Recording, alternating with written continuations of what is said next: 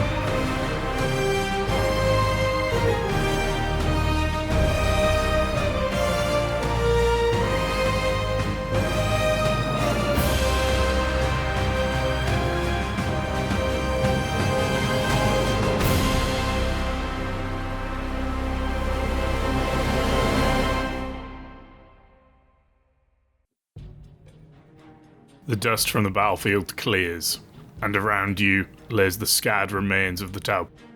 Cousin August, I need your attention.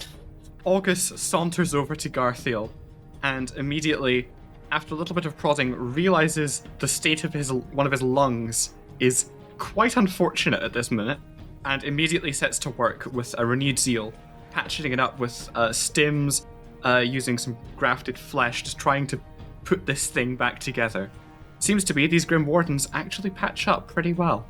Garthiel, after having his lung reinflated, a bandage put on his leg, and some... what's it called? The concrete, the... Oh, repair cement. Use my repair cement to patch up the hole. He'll shake his leg and, stretch his lungs and breathe in. And he'll just look at August and give him a pained nod.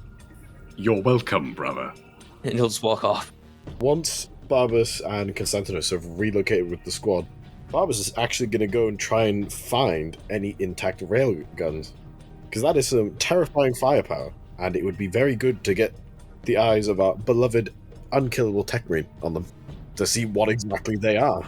Barbas and Constantinos, yeah, you can both just head up the scree and find a fairly intact rail rifle. So Charles just going to get on the squad box and say, I'm very proud of you all. This was just like a slaughter orchestrated by an old sergeant of mine.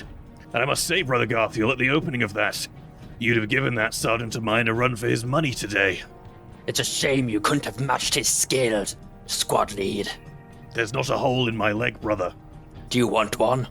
Enough, brother. You fought well today, as is your duty. Now stop wallowing. You're the Emperor's chosen, not a fragile mortal. Get back in that rhino, and we can set off. Then he's going to just get on the mic to Barbas. Who is it? Is it Barbas and Constantinos? Yeah, they're wandering off up the hill. Brothers, we need an ETA on your return. No more than a minute, brother. We'll be in the rhino.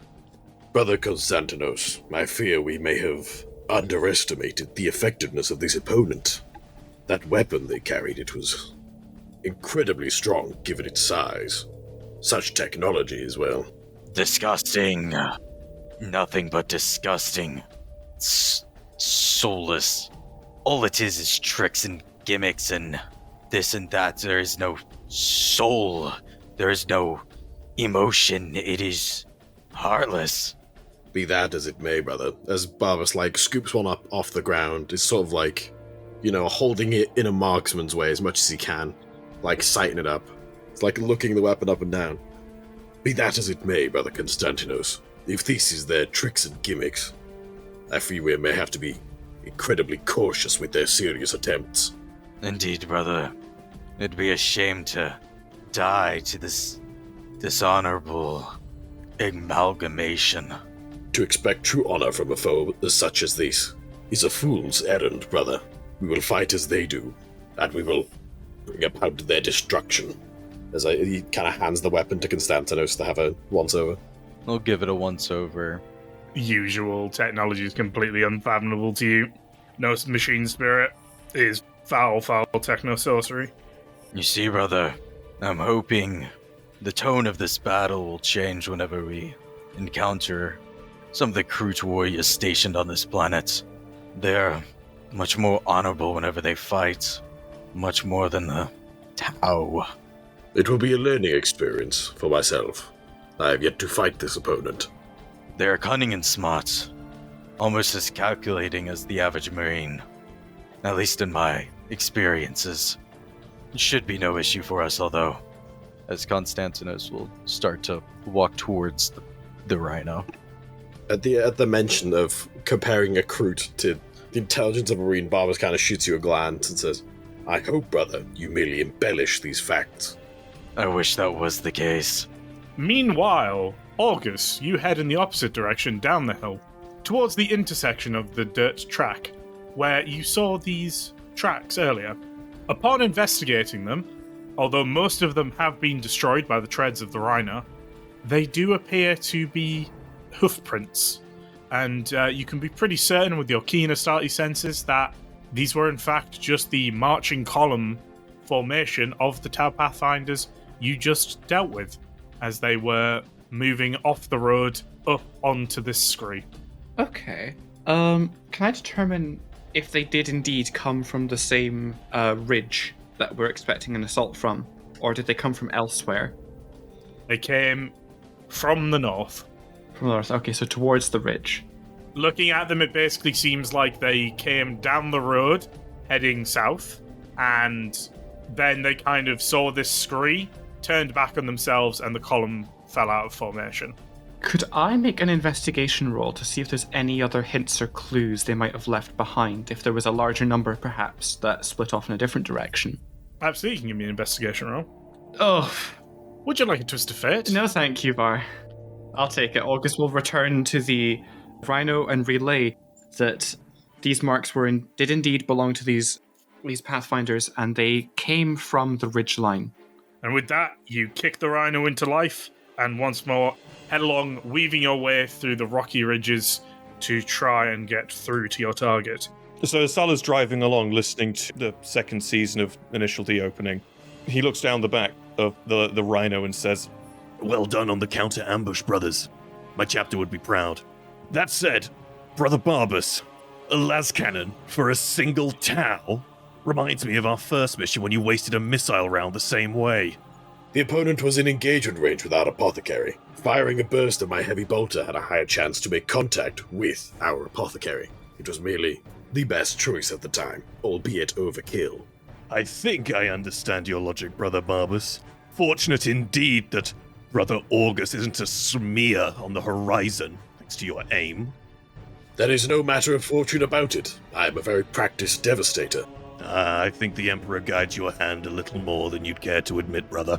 So, at this point though, your cartograph is of great use, and you are able to begin navigating your way through this rough, rocky terrain, doing your best to avoid marked Tau positions and stay clear, although you are keeping a watchful eye out in case of additional ambushes. I am, however, going to need a navigation surface check from old Sala with a +20.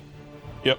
So, you're making very good time, and about half a day has passed since you left the mustering point. And as you are trundling along, you come to the other side of the ridgeline, where you have broken through again into hilly terrain with numerous boulders. However, you hear a crackle over your vox as on open broadcast, accompanied with a deliberate Auspex ping, as part of this message, their location has been sent to you. On a rise to your southwest is Commander D. Johan. He is 600 meters away. If it is not the fabled Squad Ignis. You guys are just in the Rhino, and you've just received this open broadcast, and he has basically marked his position on your map. What say you, Squad Lead? Brothers, this is a trap. That much we are sure. However, this xenos has escaped us multiple times before. A mistake I do not intend to repeat. Once more, the open vox crackles. Are you so cowardly? Are you so faithless before your god emperor that you will not face me? That you will not fight me? Constantinus will speak up over the Vox in his own native tongue. You are not fit to speak the tongue of the Emperor. That was in your own native language, right? That was in Tau. Oh! Oh, There's a slight pause and clearly taken a little bit aback. Oh, this guy speaks Tau. Are you so weak and cowardly that you will only face me on your ground and not mine? Have you no strength? Have you no honor? It seems in every engagement we find you in, it is you who picks the terms on which they are fought. About for once you fight us on our terms.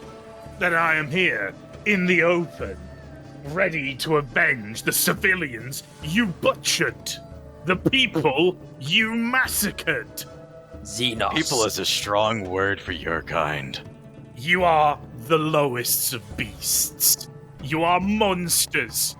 in response to what he says there, Barbas is gonna hit him with the fucking, we are not monsters. We are angels. Angels of a dead god, rotting away, weak and pathetic, I close the box. sending butchers to do his handiwork.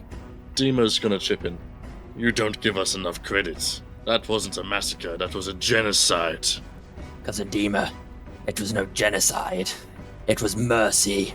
Xenos filth do not deserve such generosity. Only death. Commander, face us. In mortal combat. Do not flee on your little shuttles this time. I am here, warrior. I am here in the open. I stand ready to face you and slay you. You beasts who boast of genocide. Tala's going to chime in now. Commander, your time will come, but not today. Save your pathetic taunts, they mean nothing to us. Choke on your arrogance and cling to whatever hope you have left, for when the moment comes, you'll need every grasp, every gasp to scream and plead and beg as we tear your wretched existence apart. Constantinos, cut this line. Can I, feedback screech through mine into Commander Dion's? As you bring up your Omni tool to begin to cut the line and sever off this man's communications, your Auspex pings 3 times. Immediately mark the locations on the HUD. They're approaching at extreme speeds. 9 act the stoic defense to get 6 temper. Absolutely. I will cast possibility shift. August is actually going to dismount, sort of moving dismount, pop out, burning his The jet. vehicle is moving at cruising speed. That's fine. He's going to attempt to dismount because he sees the writing on the wall. Okay. Can Garthiel escape as well then? Alright, so Garthiel and August are immediately dismounting using their jump packs. Sala is attempting to save the vehicle. Barbas is bracing for impact. Diva is casting Possibility Shield in an attempt to aid Sala and the rest of the squad. And Constantinos is also bracing with their servo arm ready. First up, I'm going to need a drive test from Sala. With your keen driving, Sala, you have managed to shake off 2 of the smart missiles, which slam into the ground right behind the Rhino, exploding. However, the 3rd strikes home. So the Seeker missile slams into the side of the Rhino, detonating and just simply scarring the armor, taking a chunk of the plating with it. The 2 people who bailed are going to have to make me emergency disembarkation tests. Can you give me agility checks, please? Oh, Would you like a twist of fate? for this, I think I might. No, you're not gonna hit Yes, benefit. the deal with the devil has been made. Spend a fate point. So, August and Garthiel, you clear the Rhino. August narrowly avoiding being caught in the firing deck opening as they jump out. Your jump packs flare into life. You see the smart missile detonate on the side of the Rhino, take a chunk, but the Rhino continue on undeterred by the impact. What do you do? What's the terrain around us like? Hills. large hills. I'll take cover behind the hills and try shadow the rhino using my jump pack skills. Okay, you can only keep up with it for about a minute. Cool. And that's pushing your jump pack to max speed, so you are flying. August will, in a similar vein, continue, but stay kind of behind the rhino and just tailing it in short jumps here and there. Am I able to check my side mirrors, my rear view mirrors, to see what's happening behind me?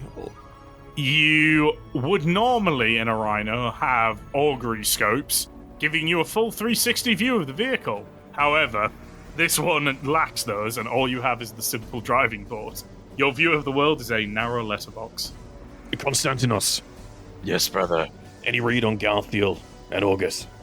I assume that I can sense them tailing us, right? Yeah, they're within your Auspex range. Both are alive and well. We're quite well, brother. Fear not.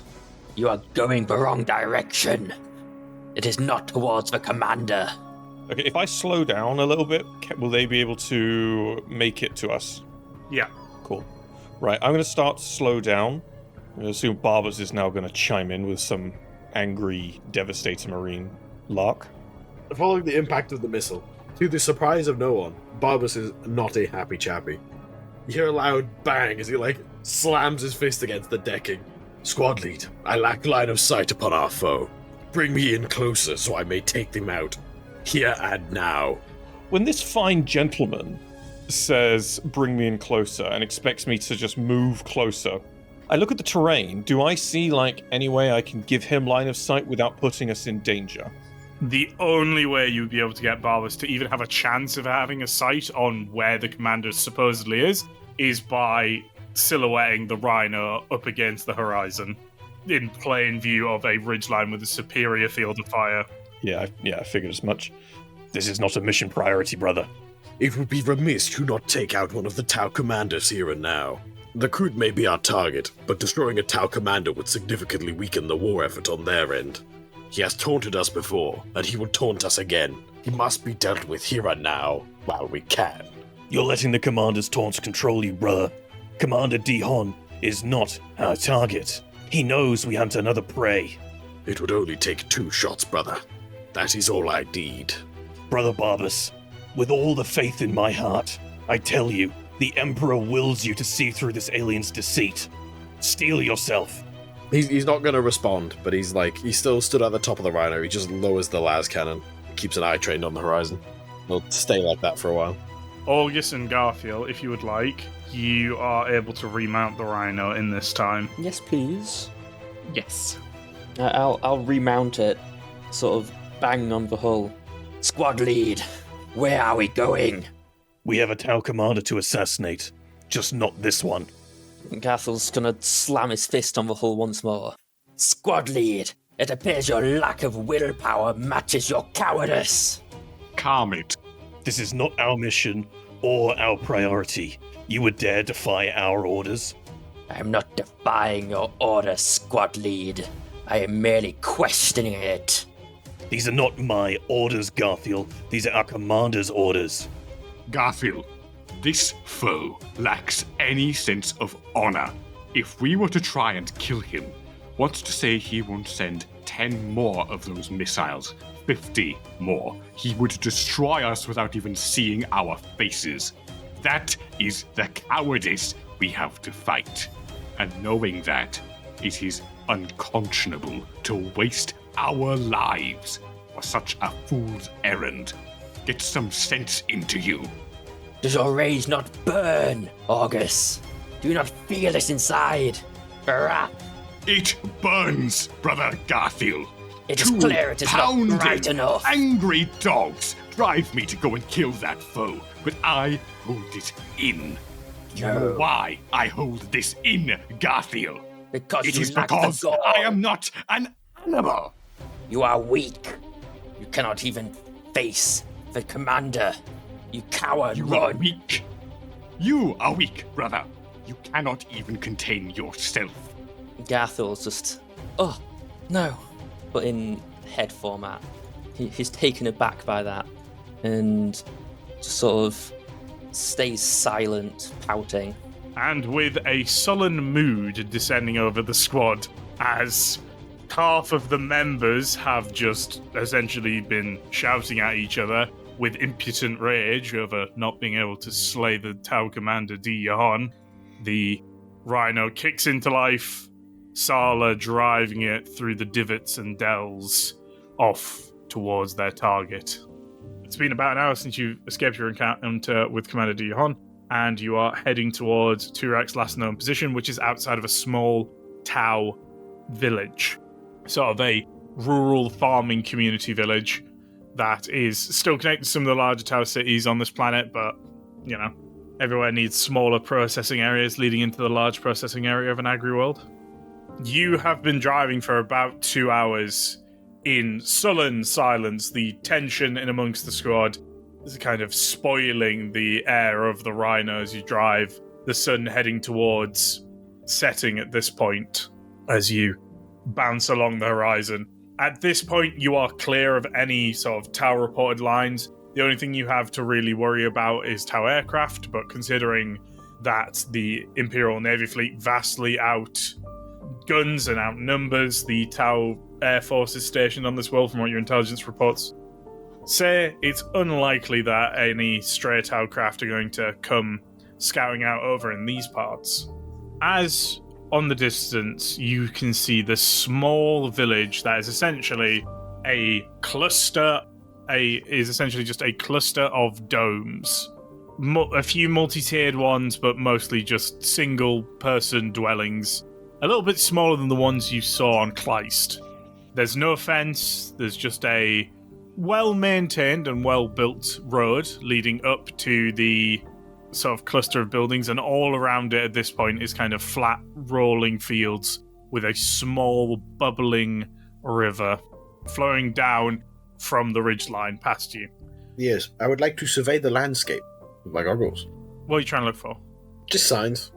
If you know, a big, like, a neon sign that has a blinky arrow that says, not a Kroot hideout, pointing at, like, a specific dome.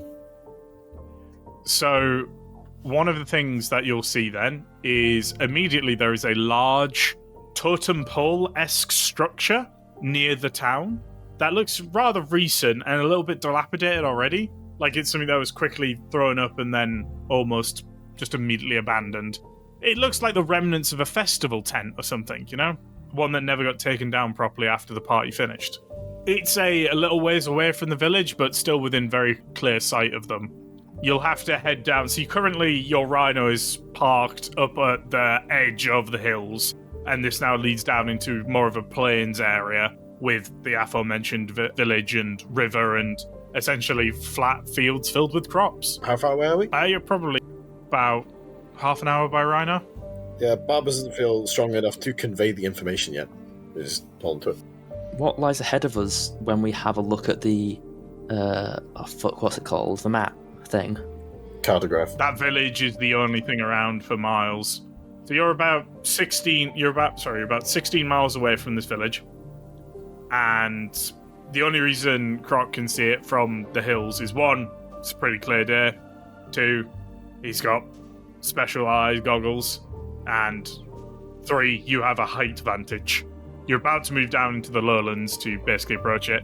And one of the things Croc's seen with his, 20 times magnification is this this big wooden sort of remnants of this big wooden totem pole with remnants of what looks like a festival around it, which is kind of just outside the village, like maybe a mile.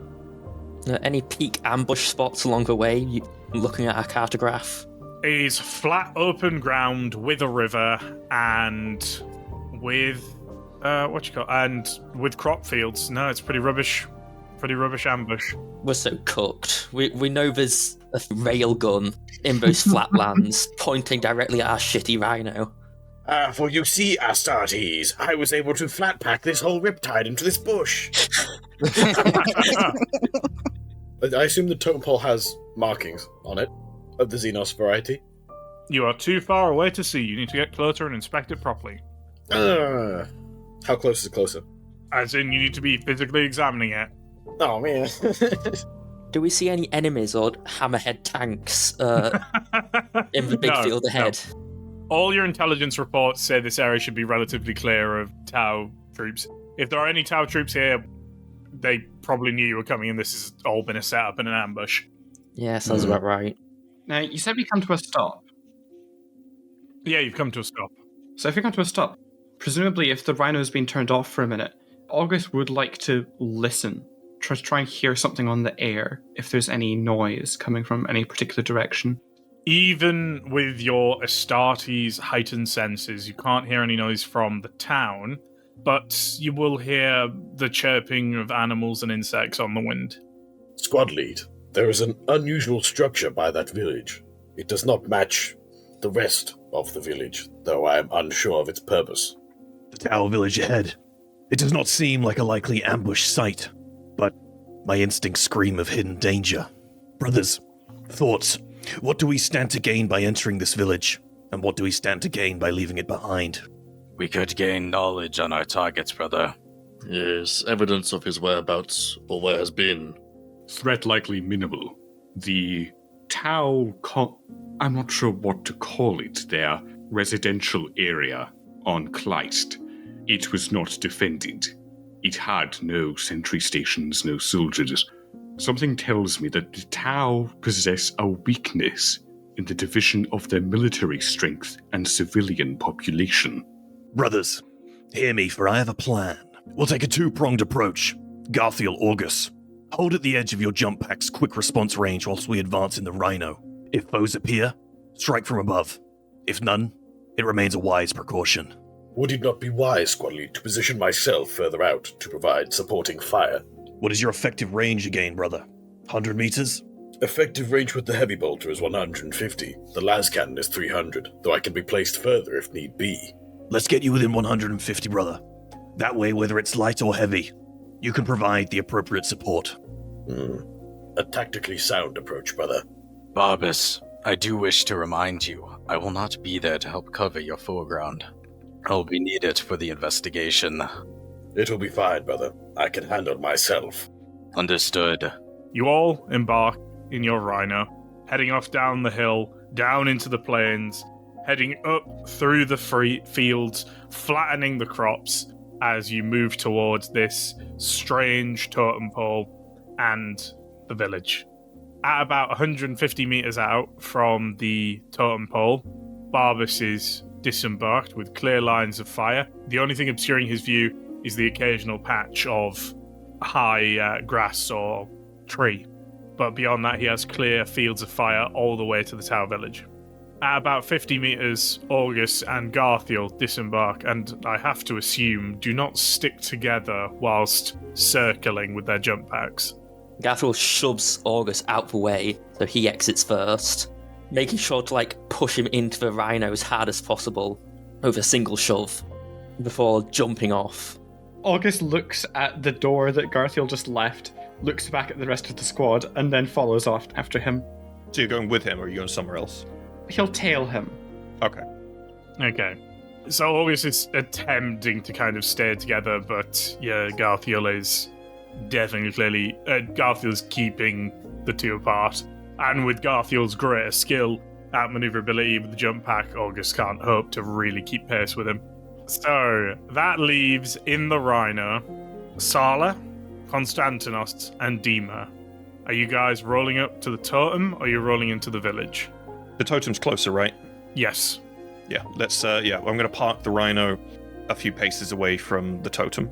Knowing where Barbas is, Sala will not park the Rhino in a way that obscures him. I will say, so now that you're closer and can get a really solid look at this place, is essentially a large area of burnt or trampled ground where there appears to have been numerous fires and this large totem pole has been erected. Do you want to stop at the edge of the trampled area, or do you want to go for the, just literally stop a few paces away from the totem pole itself proper? Let's stop at the trampled area. Okay. Would you like to disembark? Yeah. We can all hop out together. Is there any writing on the totem pole or anything like that? Any symbols? Immediately after you get out of the Rhino and look around the trampled area, there is just a ton of small piles of ash bones, bags of ripped open food and seeds. It looks like there really was like a big party here. There's even casks of like what are recognizable to you as casks, but they are in strange, xenos fabrications. But they're very clearly barrels of drink, possibly alcoholic. All around you is feathers, charms, carvings, little bone trinkets, burnt remnants of food. It looks like there was just a big, huge party here. Moving towards the center, there appears to be splashes of what look like some kind of dye or paint and like thrown around the place. And then at the very center is this large totem pole. It's about as thick as you guys are and about 3 times as tall. Each face appears to be avian in some variety and carved in a strange likeness, a strange esoteric expression with odd forms. It almost reminds you of some depictions of Xenos demons you've seen, but nothing you know would correlate the Kroot to being Chaos Worshippers. So Sala's going to see this, and he's just going to quickly say, Brother Dima, would you peer into the warp and discern if any malignant presence lingers here? Konstantinos, use your senses to scan for anything amiss, please. Yes. Aye. Dima, what you see peering past the veil of real space and into the war is a place of relative calm. This whole planet seems to irradiate a lack of tumultual presence within the warp. In fact, the most unstable presences upon this planet are yourselves and the other humans. However, what's particularly interesting about this place is it's very clearly a place of spirituality. It is a place of faith. It has left a sort of resonance, a telltale trace in the warp of shaping it to whatever the Kroot believe happened here. Because it is most certainly the Kroot. Here, the presence is much stronger psychically, and everything you know of the Kroot, they have a much stronger presence in the warp than the Tau do. This is some sort of ritual site for them. Their version of a holy land, you could say. Something has happened here. They use it for something. I could not tell you what, though. Konstantinos, going through the various leavings and scanning them with your auspex and different augury arrays, you basically only find traces of biological matter. And due to your history of your chapter of your culinary proficiency, this is all very clearly prepared food. This is it. All signs point this to being a feast site. Can I go ahead and check and see if there's anything specifically odd about the food, just like a specific type of creature? Oh, I would need a Medicare check for that. Thank God I'm trained in that. So going through examining the food, many are xenos organic compounds completely unknown to you. However, when you head to the largest fire pit and begin examining some of the bones and begin examining some of the meat, you begin to find familiar strings of proteins as you identify the remains of humans and of Astartes in the ashes. Brothers, be on high alert. They've been eating our own kin. As I'm going to ready up my plasma gun and kind of just start anxiously looking around. Do you mind if I roll an awareness to see if I see anything? Absolutely. Thank you, Brother Konstantinos. Brothers Garthiel and August, the area seems safe, but I'm not convinced. Take to the skies and survey our surroundings from above. Brother Barbus, stay alert, eyes and ears sharp. Yes, squad lead. Va, would I be able to sense any Kroot around due to my fat success earlier? You, in fact, did not sense any Kroot around you. In fact, none of you see or detect any Kroot whatsoever anywhere near you. So, beyond the absence of Kroot, Barbus, Konstantinos, and Garthiel, you would all see that the village seems pretty unaware of your presence. They don't seem to have noticed even the two people who've just leapt into the sky with roaring jump packs. Oh wait, those people in the village. There is indeed people in the village. Also, fun fact, I've just realized now, half an hour into the recording, it was on the wrong microphone. Any blue people? There are, in fact, Tau in the village, yes. Xenos detected, squad lead. Moving to engage. What quantities, brother? Probably about 20. What cast are they? You don't know. All right. So Sala's going to get on the box before Garthiel engages Garthiel mode plus. And he's just going to say, Brother Garthiel, hold your position for now. There are Xenos, and you dare to wait. They may escape our wrath. Worry not. I won't deny you slaughter for long. Better not, squad lead. There are 20, by the way. The relevant information at the end. Brother Konstantinos, are you satisfied there's nothing else here for us to learn? Aye, squad lead. It seems there's traces of footprints and tracks. There appears to be quite a substantial amount of them heading south, back to where we came. Squad lead, what is your call? Brothers, back in the Rhino immediately. We'll retrieve Barbus and move toward the village. As we approach, Garthiel and August breach from the Rhino and launch a surprise assault ahead of us. We'll follow to support. Barbus, provide covering fire from the Rhino. Are you sure we can't leave, Barbus? Brother Dima, you would do well not to intentionally stick your foot in the stinking shit that is Barbus's attitude. And you raise a good point, squad lead. Thank you, Brother Dima. I would use as a compliment. Or to shun the attitude of faith to the god, that would be most distasteful of you, brother. And you kind of look over at Barbus, who just looks kind of mad in the middle of a field. I am sure, Brother Dima, you're aware of the operational range of a heavy bolter. Box click affirmation. So you all re-embark upon the Rhino and begin heading at combat speed towards the Tau village. Quickly, you arrive within essentially assault distance. Barbus popping out of the top of the Rhino to provide heavy overwatch with, I presume, your heavy bullet, Barbus? Yes, the last cannon's going to be in like the footwell of the Rhino, securely fastened with, I don't know. I assume there's like one loose strap somewhere in the Rhino. Yeah. As Garthiel and August disembark from the side doors, jumping out with their jump packs and speeding off into the village. The pair landing in the center of the village as Tau civilians begin to scream and flee from you, heading towards their homes. I think you mean they try to flee.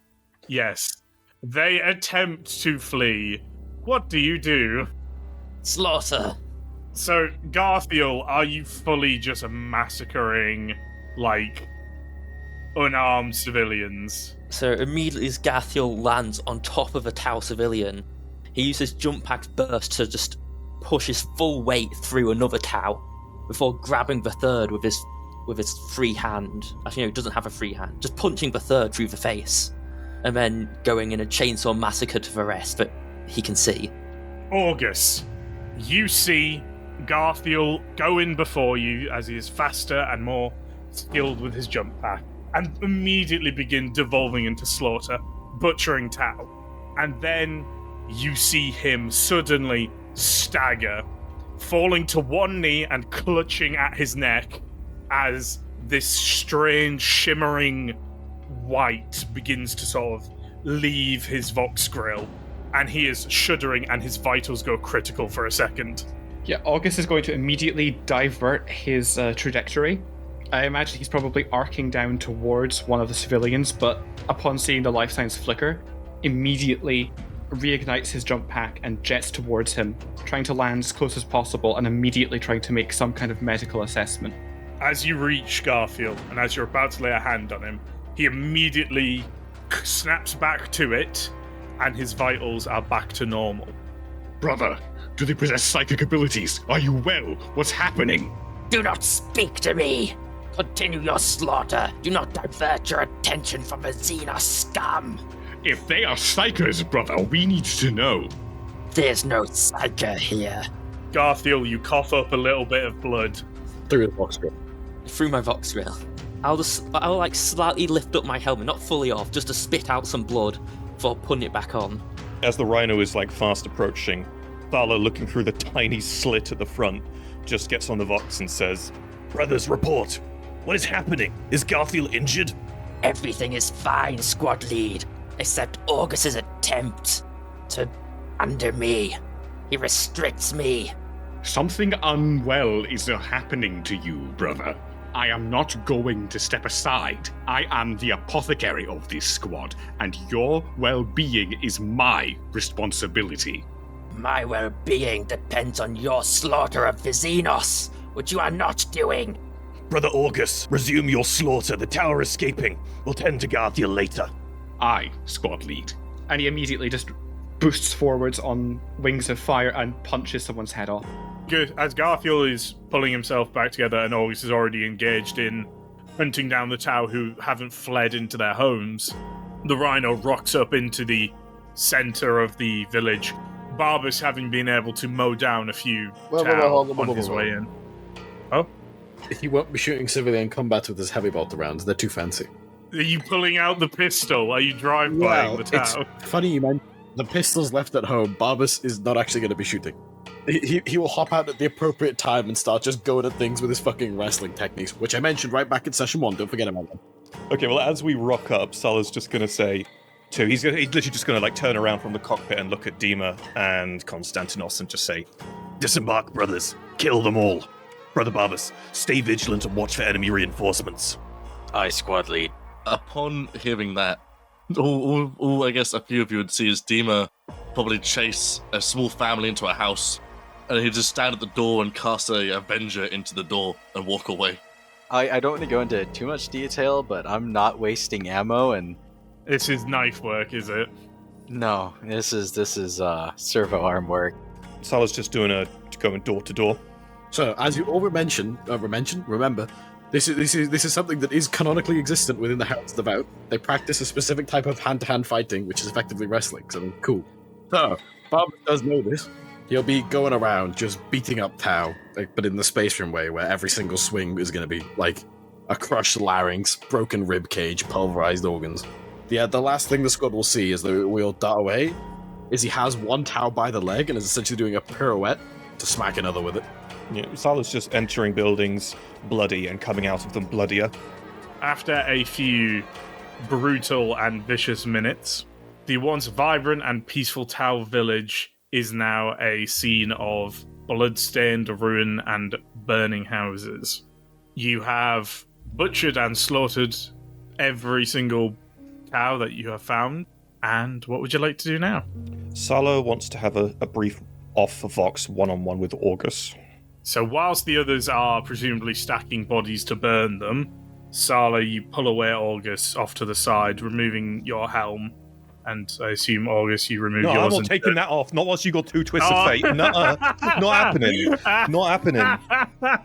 August would be inside of the buildings, probably. I think he's probably picking through what's left, just looking around for anything that could be useful that Konstantinos might then be able to translate. Tell you what, I'll take the helmet off if you promise not to twist of fate me. I make no promises ever. Yeah, I'm keeping that shit on. So around in the house is, items of clothing, cutlery bowls, pots, a few digital accoutrements and gadgets and gizmos that seem to almost maybe be toys or entertainment devices. And there's obviously numerous family photos now smashed and stained with blood. The only thing that really catches your eye is this small pot covered in markings that you can pick up in your giant ceramite-clad fist. Yeah, I think August will be picking that up as Sala enters the hut. Cool, okay. Brother August. Yes, Brother Sala. He kind of takes his helmet off with his other gauntlet. I understand we're inside, but taking your helmet off here is unwise, brother. They can try and kill me. They won't. Sala feels like this is a bit of a challenge, even though he knows it's not, but he's got adrenaline going through his system, so he mirrors August's politeness and takes his own helmet off as well, and holds it under his arm. Brother August, none understand the challenge of Garthiel's attitude better than I, but I urge you, do not let it hinder your efficiency. He is a weapon to be aimed, not coddled. That doesn't come into it, squad lead. I would not simply stop because he is aggravating me. I am a consummate professional in my work. I hope you understand. But where Garfiel's concerned, something strange overtook him. His vital signs flashed in and out, and something ephemeral left him. What do you mean, brother? It was... He kind of waves the bowl around, gesturing. It was... not of this world. Brother August. Salad's going to sort of put his hand on August's shoulder. You have my respect, and I hear you, but this concern should be dealt with post-mission, not in the midst of slaughter. I understand, Squad Lead. It was my belief in the moment that perhaps he'd been seized by a psychic attack, that there was perhaps more to this settlement than we thought. Maybe my view of it would have been different if I was there with you, but I can only go with what I know, and from the pathetic slit of the Rhino's viewport, all I saw was you abandoning your task. I'm sorry if that is not what truly happened. Not at all, Squad Lead. But tell me, if I were performing my tasks and you saw a strange, bright something overtake my helmet, would you not come to me? Would you not be concerned that a psyker had assaulted me? I don't mean to push you, brother, and I don't mean to say this in any way that might offend you. I know that Brother Garthiel harassed you for your affliction. Are you sure you're not just acting out and doing what has been done to you upon him? I understand how brutish he is. I myself might understand that urge. Brother, he is afflicted by something. It is not a matter... And he pauses. Are you saying this is a matter of his gene seed? All I'm saying is I don't know, and I'm saying you don't know either. However, if you're telling me that this is not a personal matter, this is you being completely objective, brother, then we must take this higher issue back to the Watch Fortress when possible. It would be unfortunate and somewhat ironic if Brother Garthiel's gene seed was tainted. Tell no one of this, brother. Incite no panic. August nods, kind of returns to examining the ceramics.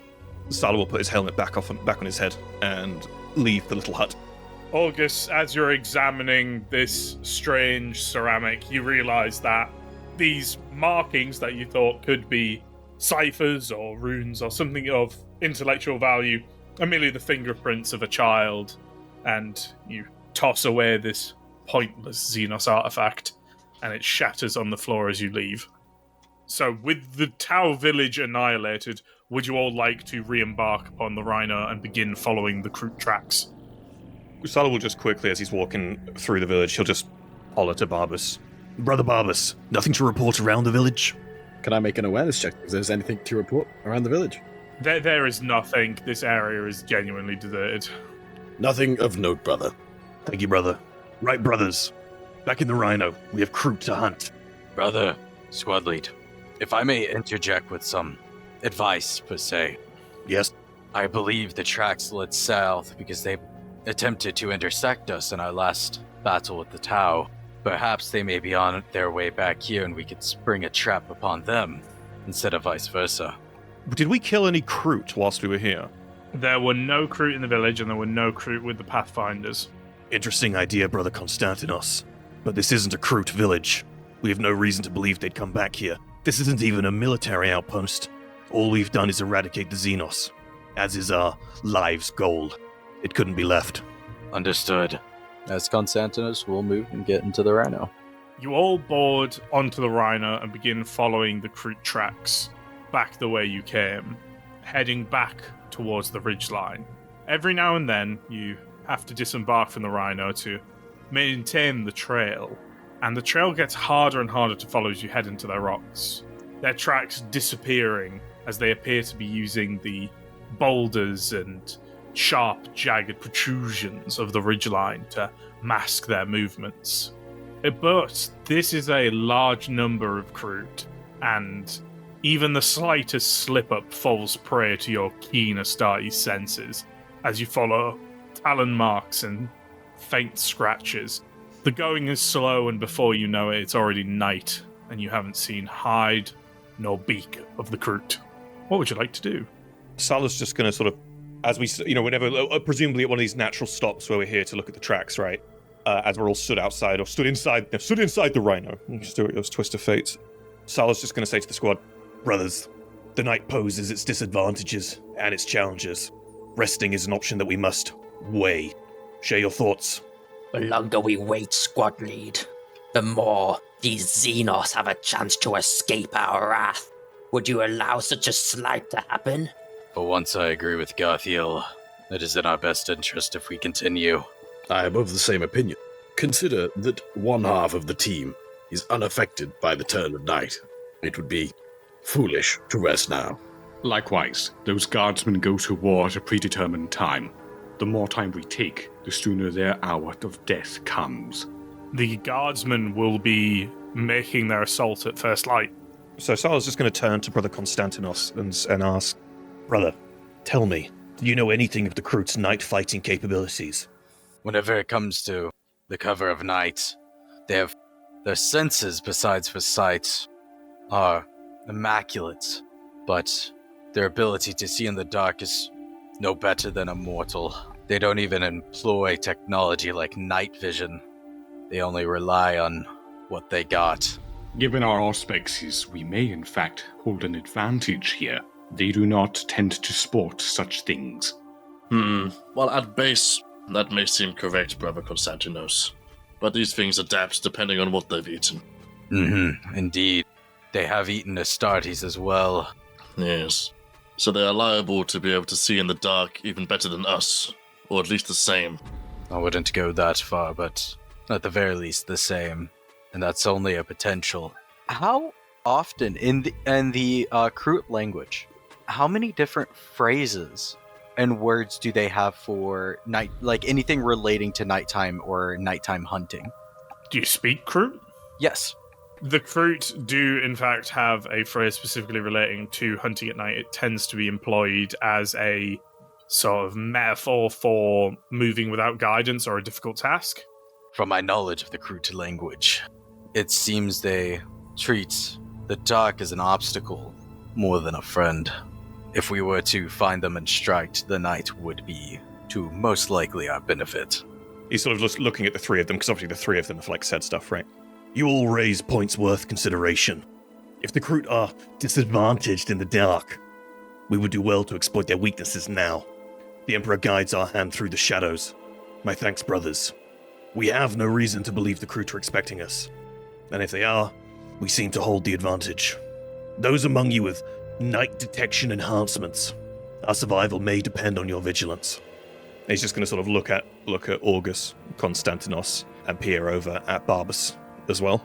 And with that, you continue your slow and laborious task of chasing down these Kroot. Your tracking made all the more difficult by night, but with the advanced tools at your disposal, you are able to keep a hold of their trail. And what you're noticing as you're following is that although it was initially moving south, it's now banking around, moving towards the flank of the oncoming Imperial Guard attack. Brother Konstantinos, it seems these Kroot are set on killing the Guard commanders. We do, however, know when the Guard will be moving. With reference to the cartograph, could you determine if there's any shortcuts we can take to intercept them, reach the Guard before they do? I can see what I can predict, brother. No guarantees. Would you like a twist of fate? Fate point. Yeah, just I'm fate pointing it. Wait, don't refund her. Yeah, so as Konstantinos is panning over the terrain, August points out an area where the data is uncertain, a little bit glitchy and not entirely solid, and suggests that this might indicate a point of egress that they can pass through more easily. Good eye, brother. I would have missed it. One cannot always rely on machines. Brother Sala, August and I believe that we have found potential shortcut. Potential? What do you mean? Konstantinos is gonna look over at August. August kind of returns the look, but kind of eases his shoulders and he can actually read the room on this occasion. He turns to Sala. The Kroot seem quite certain on where they're going. They're hunting the Guard. This is what the General said, after all. If we follow this route that we've plotted out here, mainly thanks to Brother Konstantinos' efforts, we might be able to beat them to it, but only just. What's the cost? If the Kroot have another objective, something we're not aware of, something that is beyond us. This will cause us to lose the trail, I believe. Are you telling me that if we follow our current course, we are guaranteed, no chance, able to reach the Kroot in time? I think it is unlikely. Constantinos would know the numbers. Sala is going to just look over at Constantinos, driving with one hand, not even looking out the front. Squad lead. Crunching the numbers, it seems like we'll reach there 2 hours before our current estimation, meaning that we'll have the full advantage of night for the entirety of the battle.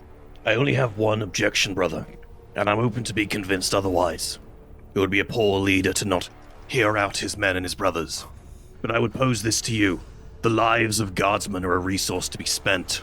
If we strike the Kroot mid-battle, they will fall easily, and we will still fulfill our duty to assist the guardsmen. Remember, brother, they are striking at the guard's leaders, and without leadership, although the guard have redundancies, their overall effectiveness will be significantly impacted. As Sala brings up the fact of being a good leader is to listen and at least hear out anything, Constantinos will just give a quick glance over at Garthiel before continuing to pay attention to the conversation. Garthiel is just menacingly silent, just clutching onto his vial of water and gripping his chainsword like you've never seen before. I suggest, squad lead, we go the quick route. If we get there earlier, it would lead to us ambushing them, and without the unnecessary waste of a resource that doesn't need to be spent. I hear you, brothers. Well, unless there are any more objections, Sala will just sort of turn around to Barbas and Garthiel. Unless there are any further objections, we'll take the shortcut, come what may. Though, understand, brothers, I have doubts about this course, but I'll let your guts lead us, and your instinct guide us. You head in the Rhino, following the shortcut that you have devised on the cartograph, heading up into the ridgeline towards one of the peaks. You stop 8 miles away from your intended target, the Overlook, which you believe will be where the Kroot are going to lay their ambush. Disembarking and hiding the Rhino the best you can, you begin ascending the peak on foot, getting closer and closer. Atop the peak, you are surveying down onto the rocky overlook. What you see appears to just be, at first glance, simple shrubbery, a small copse of trees, some rocks, and some rough patches of ground. But upon proper surveillance of the area, you can in fact see a large number of Kroot warriors hidden under cloaks and skins, under impromptu camouflage, all over the Overlook. They are spread out neatly and in good order all across the Overlook. Directly behind these Kroot warriors and the Overlook, it leads to a small creek, water trickling down from a source within the Overlook, down to where you would have approached from if you hadn't taken the shortcut. Directly in front of you along your path is a large line of sharp boulders that seem to have rolled down from this peak.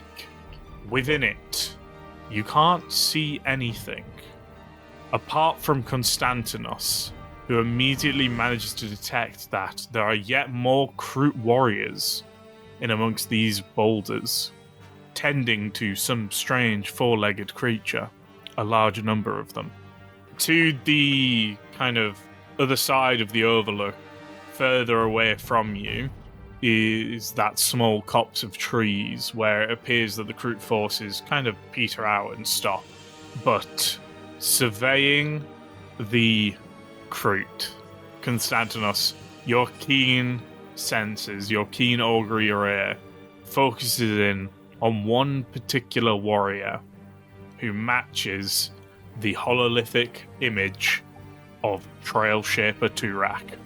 He's in amongst the center of his warriors in the Overlook and appears to be resting for the moment. Hey, Varus here. coming at you from the void once again. I want to say a big sorry for the delay on this episode. Real life has been kicking my ass, and, well, it's just me doing all the editing for these videos. But thank you for bearing with, and thanks for watching. Make sure to like and subscribe, and don't forget to share your favourite moment or any feedback you have in the comments. We really appreciate it. As always, a massive thank you to the patrons. Couldn't do this without you. And an extra big thanks to our new patron, Grand Dadmiral. Patrons have full access to the uncut recordings of our sessions and a bunch of other features. If you'd like to support the channel but can't afford to donate monthly, I have a Ko-fi for one-off donations. Don't worry if you can't afford to support at all. Watching, sharing, and being part of the community is a big help too. Don't forget to join our Discord, as we have a community campaign starting up, so you too can play Deathwatch. New players are more than welcome. Links to everything I just mentioned are in the description down below. And remember, Suffer not the alien to live.